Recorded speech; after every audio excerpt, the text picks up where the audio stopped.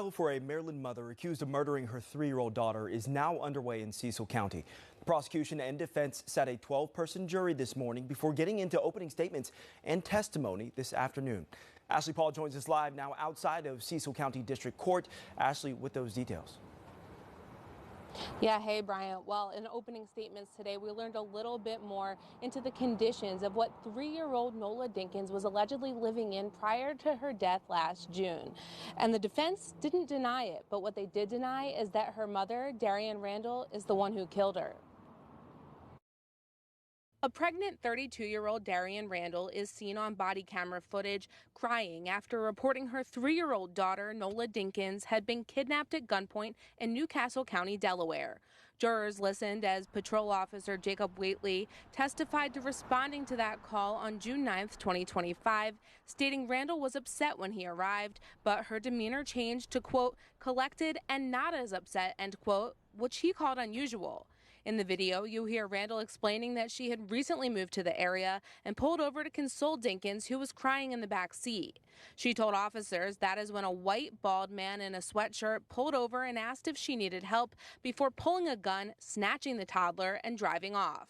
We also heard from Dinkins' father and grandmother, who described the little girl as a ball of energy who loved to sing songs, watch the movie Frozen, wear princess dresses, and eat pancakes with syrup on the side. Her father, Dominique, said after he and Randall broke up, they agreed he would have custody of Dinkins every other weekend, but he says Randall didn't always stick to that plan. He testified he didn't see his daughter from October 2024 until January of 2025 when they had a mediation hearing in court. When he finally had the chance to see her, he noticed scars on her body. The last time he saw his daughter was in February 2025, roughly 3.5 months before learning she died. He told the court he had reached out to Randall repeatedly to see his daughter, but evidence showed she hardly ever responded. According to opening statements by the state, Randall was trying to get rid of Dinkins before giving birth to her new baby. The state said evidence found in the Cecil County home they lived in included bloody sheets, soiled clothing, and a belt allegedly used to beat Dinkins to death. They said when the child was found, she weighed just 19 pounds. And as the trial goes on, they plan to show a history of abuse and neglect. As for the defense, they say Randall's boyfriend, Cedric Britton, hated the little girl and wanted her gone.